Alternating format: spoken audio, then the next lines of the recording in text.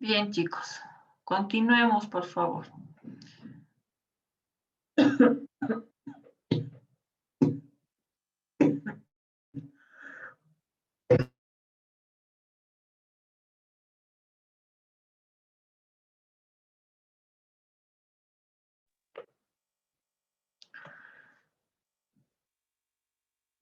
Ya, a ver, volvemos a nuestra pantalla. Bien, entonces, estamos hablando de la osteomielitis. Y les decía que, bueno, la osteomielitis es parte de todos los procesos infecciosos, pero como su nombre dice, osteo, en el hueso. Entonces, si definimos desde el origen o el sentido estricto de la palabra, vamos a aumentar una diapositiva aquí.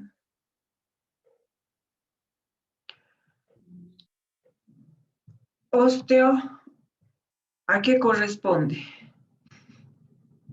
¿Quién me Hueso. dice? Se refiere al hueso. Es hueso. La otra palabra que es importante, perdón. También la osteomielitis también se conoce como infección ósea. Ya. Antes de eso. Mielo, ¿qué quiere decir? Médula. Y el sufijo itis. Itis, inflamación. Inflamación, perfecto. Entonces, si nosotros leemos en el sentido estricto, osteomielitis vendría a ser una inflamación de la médula del hueso, ¿no es cierto? ¿Es así o me equivoco? Eso es lo correcto, doctora. Exacto. Correcto. Bien. Está correcto, doctor. Gracias. La osteomielitis en la actualidad va a ser menos frecuente, pero se va a presentar más en los niños que en adultos. Y más en los niños que en aquellas personas que tienen alguna otra patología y que tengan, que sean más bien inmunodeprimidos. Ya sé que tengan problemas inmunológicos, ¿no? En este caso, en la osteomielitis, lo que va a suceder es presentarse una, como se dice, una siembra hematógena, pero desde otro foco. Ya, desde cualquier otro punto donde exista un proceso infeccioso. Por ejemplo, puede ser una inflamación o infección de las anginas, de los forúnculos, etcétera. Entonces, Hay que tomar en cuenta esta condición y cómo vamos a saber cuándo se realiza la anamnesis. ¿Ya? Una vez que esto se ha detectado, sabemos que los gérmenes se van a asentar o se van a ubicar, aquí está en la imagen, en la región metafisiaria. ¿Por qué en esa región? Porque existen muchas lagunas vasculares donde hay un enlentecimiento de la circulación. Entonces, se cree o se piensa que algunos vasos carecen de la pared, por lo tanto facilita la llegada de los gérmenes al hueso, especialmente en las osteomielitis hematógenas. Ya, a ver, terminaremos de aceptar a sus compañeros. En estas osteomielitis hematógenas, primero suele haber un traumatismo previo, que puede ser desde un simple golpe hasta una ruptura o una fractura. Por ejemplo, si se rompe una trabécula ósea con un golpe, es en este lugar donde se va a localizar la primera infección. Si el germen que se ha ubicado en este lugar va a superar las defensas que se producen de forma natural ante una inflamación, lo que va a suceder es de que existe un aumento de líquido y por lo tanto aumento de presión. Este aumento de la presión puede desencadenar en isquemia y luego en una necrosis. ¿Pero de quién? De las células que están aquí abajo donde las señalo, en la médula y en las trabéculas óseas. Y de esta forma se va a seguir proliferando los gérmenes. El líquido que se va a acumular va a intentar salir de este tejido óseo y va a ir aumentando en volumen e incluso va a colonizar, como vemos aquí arriba, en el tejido trabecular, va a ir colonizando la médula ósea. Puede salir este líquido por diferentes canales del hueso e incluso atravesar los corticales y se va a colocar debajo del periósteo, así como vemos aquí. ¿No es cierto? Aquí está debajo del periósteo, entre lo que es el córtex y el periósteo. Luego, lo que puede suceder es de que exista una nueva capa de hueso que se va a producir entre los dos tumores. Ya cuando esta etapa sigue en el intento de que el líquido vaya deformándose, se va a producir un absceso. Este absceso va a atravesar el periósteo, a los músculos e incluso llegar a la piel. Y aparece lo que se denomina una fístula. En este caso, cuando ya se produce una fístula, claro, ya ha salido al exterior, desde el interior, atravesando cuánto tejido, entonces ya es más grave y es más difícil de contener, ¿no? Como una consecuencia de lo que es el aumento de la presión y de la necrosis de las trabéculas, la región donde se ha producido el absceso va a quedar dentro de la cavidad medular. y por lo tanto van a quedar zonas de trabéculas óseas que van a estar desprovistas de las mismas células. Por lo tanto, solamente queda lo que se denomina un hueso muerto por dentro. Ese hueso muerto por dentro es lo que se denomina el secuestro. Ya cuando la infección ha llegado al máximo, por decirles, ha incluso invadido las trabéculas óseas, entonces, en otras palabras, es lo que ha secuestrado el tejido óseo. Este secuestro puede ser pequeño o puede ser grande. En realidad, el secuestro va a consistir en que las trabéculas óseas de mayor o menor tamaño que no tengan células que van a actuar ante la presencia del cuerpo extraño, van a favorecer que, que los gérmenes proliferen y, en otras palabras o en palabras vulgares, aniden en el tejido óseo. Entonces, el absceso va a buscar por dónde salir. Entonces, va a salir por los canales óseos, va a ir hacia el periósteo, y luego, como sigue proliferando, entonces va a seguir buscando un conducto, una salida, hasta llegar al músculo y a la piel. Mientras permanece estos gérmenes, esta infección en el hueso, va a existir una necrosis diaficiaria. Cuando la relación que existe entre el periósteo que envuelve a este fragmento,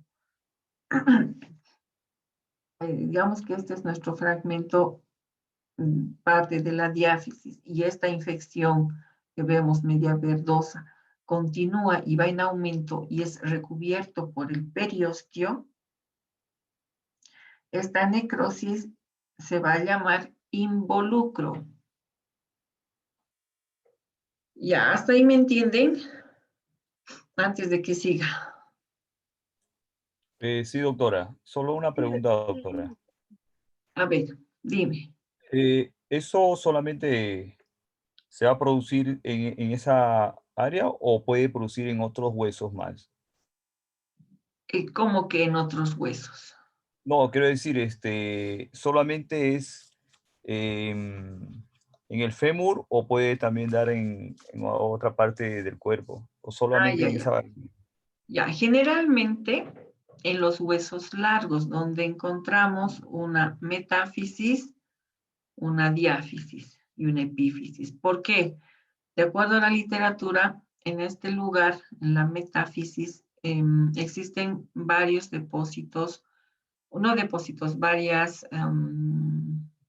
o más bien dicho, el tejido esponjoso es bastante imbrincado, tiene muchas trabéculas, y al ser tan imbrincado y tener bastante irrigación, puede producirse estos, como decía, ¿no? En la teoría, se pueden producir lagunas de, de sangre, si quieren, o de líquido, y es aquí donde se puede producir o se puede dar origen de la osteomielitis, a la osteomielitis. ¿Ya? Ahora, cuando el absceso o esta infección se localiza en la metáfisis, puede extenderse desde la metáfisis por el canal medular hacia la diáfisis.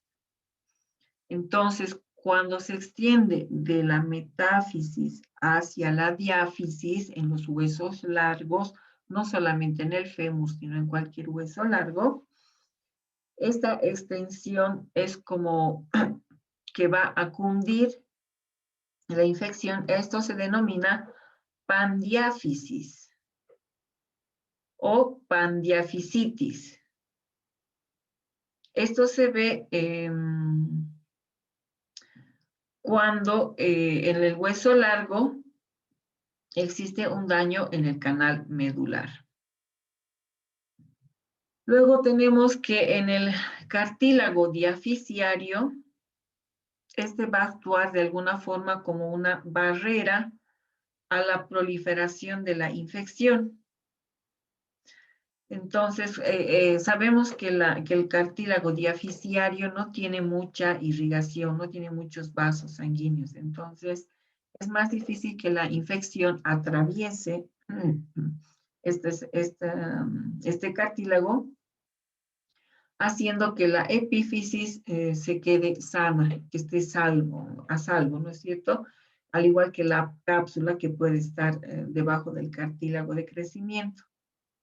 Y ya no aumentar una infección. En el caso de que la infección vaya por el cartílago de crecimiento, lo que se va a provocar es una artritis séptica. ¿Ya?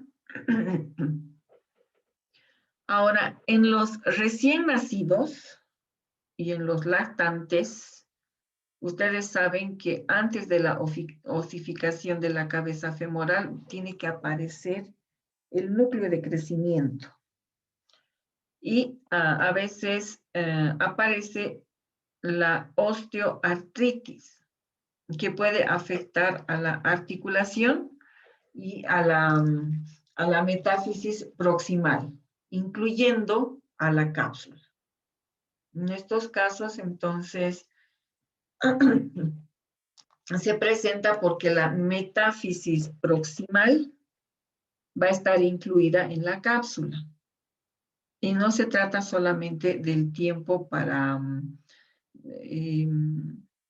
que la cabeza del fémur pueda ser destruida, pero en este caso por presencia de la artritis. Cualquiera de estas patologías, a raíz de la osteomielitis, van a originar dolor. Estamos hablando de un proceso infeccioso, por lo tanto, también tiene que haber, ¿qué va a haber? Cuando hay infección, ¿qué es lo que hay, chicos? Díganme, a ver. ¿Fiebre? Fiebre, perfecto. También puede haber bueno, hay limitación funcional. Escalofríos, doctor.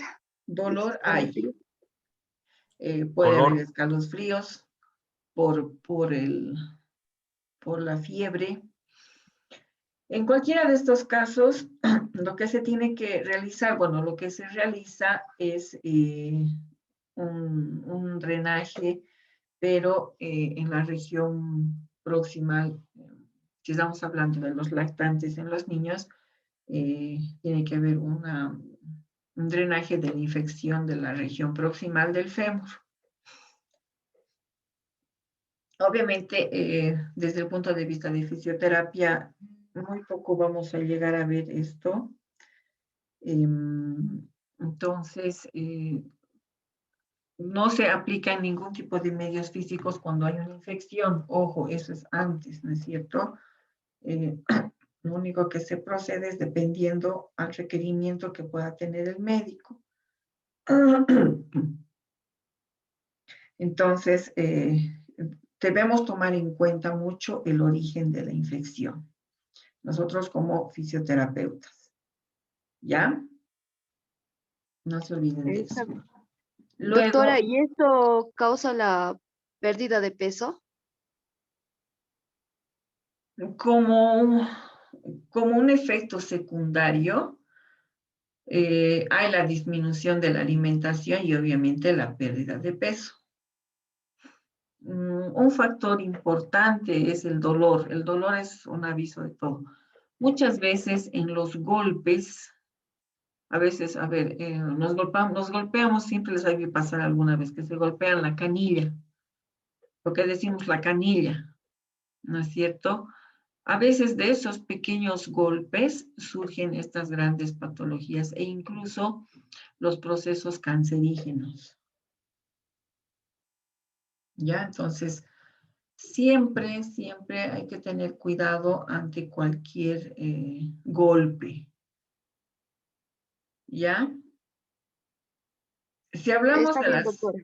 si hablamos de las osteomielitis crónicas, estas osteomielitis crónicas se producen cuando no se han tratado de forma correcta, especialmente en las osteomielitis agudas.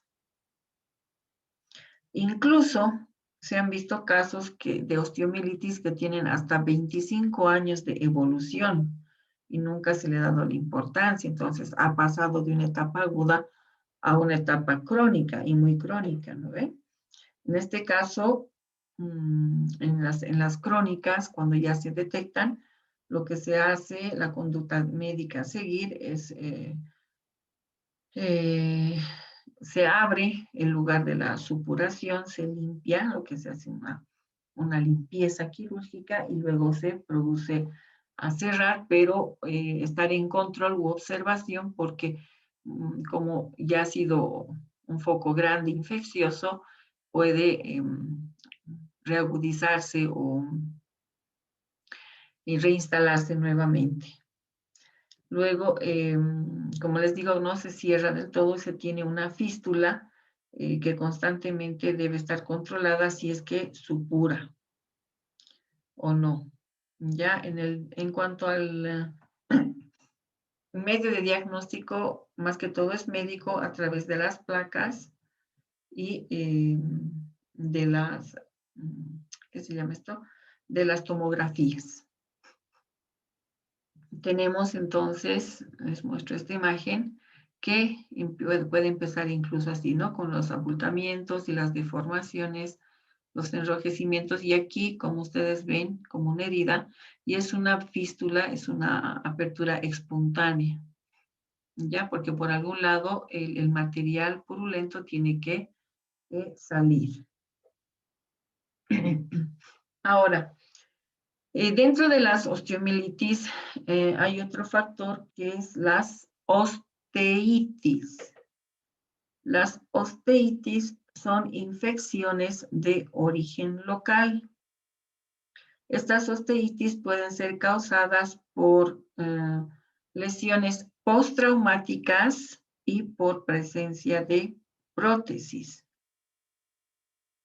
Cuando son postraumáticas, pueden ser por fracturas abiertas que ya están contaminadas y también por factores secundarios a implantes, lo que son los materiales de osteosíntesis. Y las prótesis, que son, ustedes ya saben, son los reemplazos articulares, y en este caso pueden favorecer la adherencia de bacterias y reducen la resistencia del hueso sano a la infección. Dentro de las osteitis vamos a mencionar una clasificación que va a depender, de acuerdo a la infección, por factores locales, por su extensión y por factores generales del paciente. Dentro de los factores locales tenemos a la calidad ósea, si es normal o es patológica, la fractura, si es cerrada o abierta, el traumatismo quirúrgico y también el implante. Existe una clasificación de un autor que es Cierney, que se refiere a las diferentes extensiones de la infección medular superficial, localizada o difusa. En esta clasificación se incluye, además, el estado del paciente. De acuerdo a este autor, Cierney va a clasificar puede ser del tipo 1 al tipo 4. El tipo 1 en todo caso va a ser medular. El tipo 2 será superficial, que corresponde a una infección superficial cortical. El tipo 3 va a ser localizada con secuestro cortical. el tipo 4 va a ser difusa. Pero también va a clasificar a la fisiología. Y en este caso va a ser de tipo A, B y C. La A corresponde a un estado normal donde el hueso es incompetente pero con buena vascularización local. El B ya va a ser afectado con factores locales y sistémicos.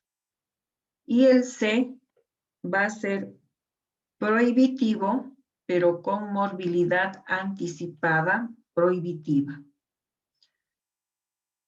En todo caso, toda esta clasificación ayuda a determinar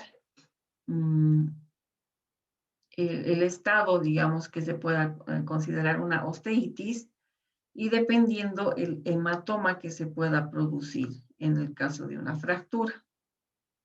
Si es expuesta o no es expuesta, ¿no? Puede haber una buena consolidación de la fractura, pero sin presencia de infección. Eso es bastante importante. Por eso es que les vuelvo a recalcar, es necesario en caso de una fractura expuesta que se haga una buena limpieza quirúrgica y esperar un tiempo prudente para ver si existe la presencia de una infección o no antes de recurrir al uso de material de osteosíntesis o de realizar una reducción y esperar una cicatrización por segunda instancia. ¿Tienen preguntas hasta aquí, chicos? Antes de que termine. Doctora, usted decía de que eso puede darse de un golpe que puede darse, como se dice en la canilla. Sí. ¿A cuánto tiempo uno puede ya sospechar que tiene eso?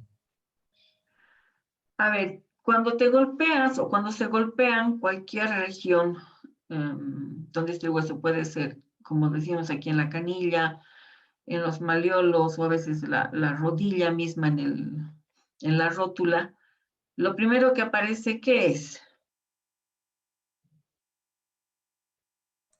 Pues a veces hay una hinchazón. Ya, después del hinchazón, Un hematoma. un hematoma. El hematoma, ¿cuál es el proceso de acuerdo a su coloración? Primero es verde, Ya, después, es medio morado ya, y va empeorando más hasta que es como tipo morado, como negro. ya, después, Ah,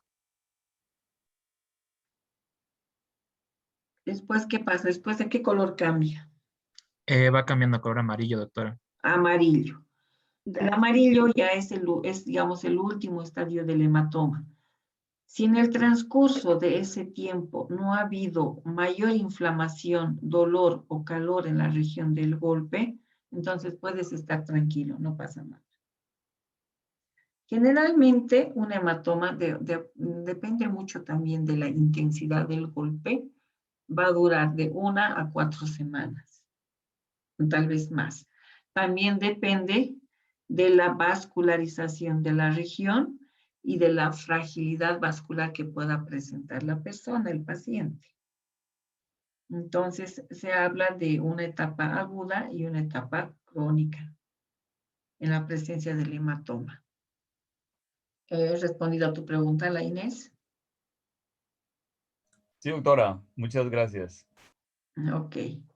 ¿Alguna pregunta más, chicos?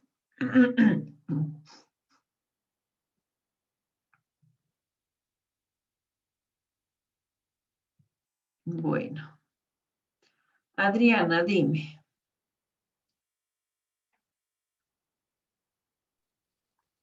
Doctora, en caso de la osteomielitis, ¿qué pasa si afecta al cartílago del crecimiento? Y si esto ocurre, ¿qué probabilidades habría de que se cure? A ver, no te entiendo mucho. Dice, me preguntas qué pasa si en la osteomielitis, ¿qué? Afecta En caso de la osteomielitis, ¿qué pasa si afecta al cartílago del crecimiento? Ay, ay, ay. En ese caso, cerca al cartílago de crecimiento generalmente es donde se va a insertar la cápsula. Entonces lo que se va a producir va a ser una artritis séptica. Séptica porque ya está infectada.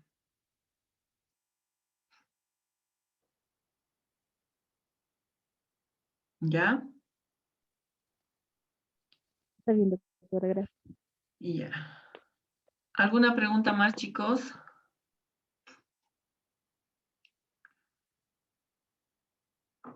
Bueno, Esdenka, que andas por ahí que no te veo. Ah, ya te vi. Ya sabes, me tomas las capturas, por favor. Sí, doctora, ya está. Gracias. De nada, doctora. Bueno, chicos, primero quiero disculparme, he tenido problemas con mi conexión de Wi-Fi. He tenido que llamar a la empresa porque me han cambiado el módem y todo un lío. Entonces, recién programados, se han debido ver en la plataforma la tarea que tenían que ustedes subirla desde el día martes. Obviamente la he programado desde el martes para que la puedan subir hasta el día de mañana, hasta las 11 de la noche. Pero no esperen, por favor, a que llegue el reloj a las 10:58 y tratar de subir la tarea. Entonces, por favor, los que ya han hecho la tarea la pueden subir, incluso terminando la clase, ya la pueden subir, no hay problema. Y el resto que no ha hecho, la pueden terminar en lo que queda de la tarde hasta mañana todo el día. ¿Ok, chicos? Muchas gracias, doctora. Está por bien, la Doc, muchas Gracias, gracias. doctora. Gracias, doctora. Hola, doctora. Bueno, chicos, nos vemos entonces el día lunes. Cuídense mucho. Chao, chicos. Hasta luego, Hasta doctora. luego, doctora. Gracias. Que tenga un buen Doctora. día y que tenga un buen resto de jornada. Gracias igualmente. Tengan buen fin de semana. Cuídense.